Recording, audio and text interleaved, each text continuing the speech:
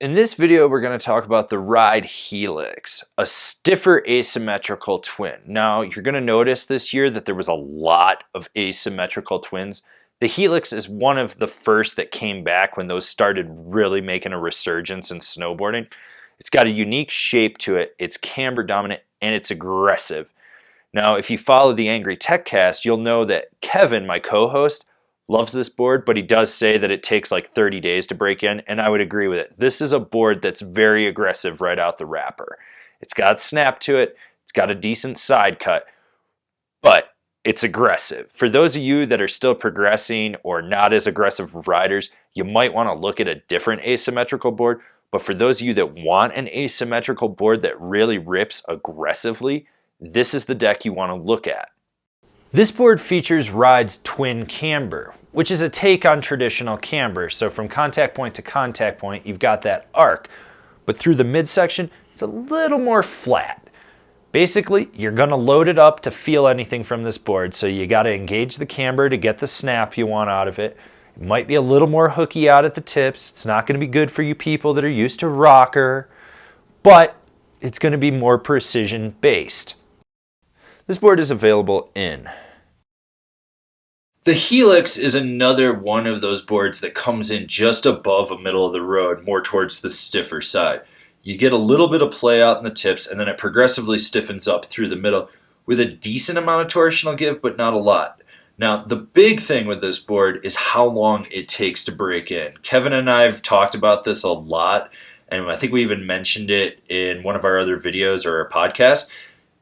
You're going to have to wait for this board to break in. It takes probably 20 days for it to really break in and be the flex that they describe in the marketing catalog.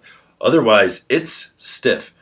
Now, this board is actually very smooth and stable. It does a great job of absorbing different versions of chatter. It plows through chunder with ease. It doesn't get you bucked around.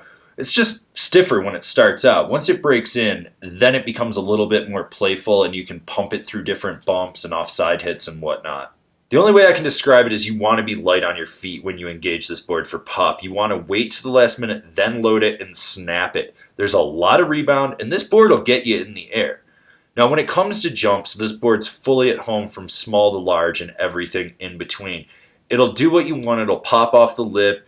It's decent on quarter pipes and mini pipes. It's just one of those boards that, as I've already stated, you got to be light on your feet when you're popping with it.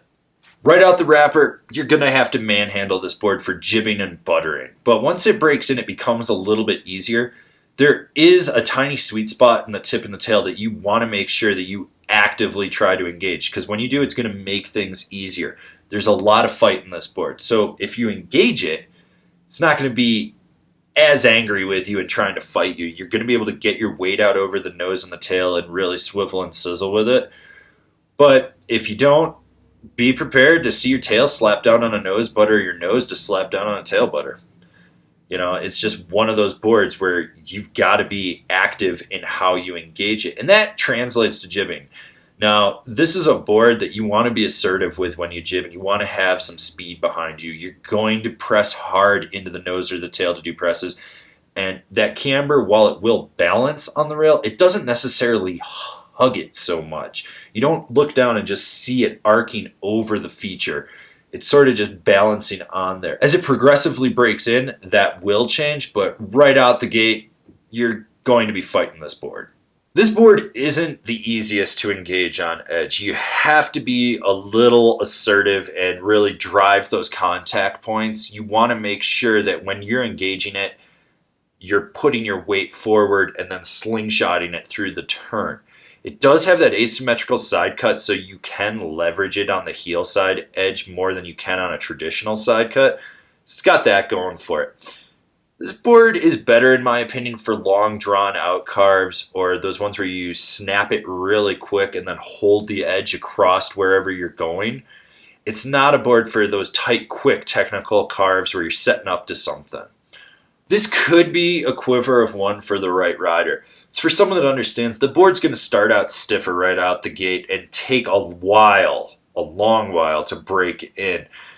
But if you're looking for a high-end twin that has an asymmetrical side cut, yeah, there you go. This thing will rip turns once you figure out how you need to engage it.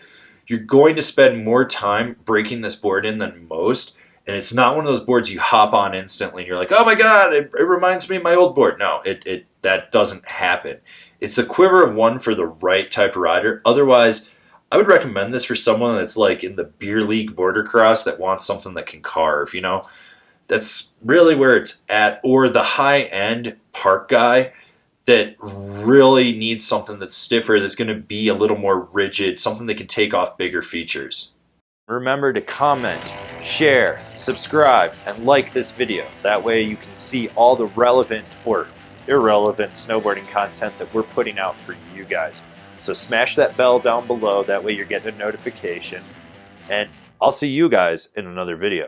If you've been enjoying all these product reviews and you haven't been buying through our affiliate program, which is down there, why don't you check out our Patreon?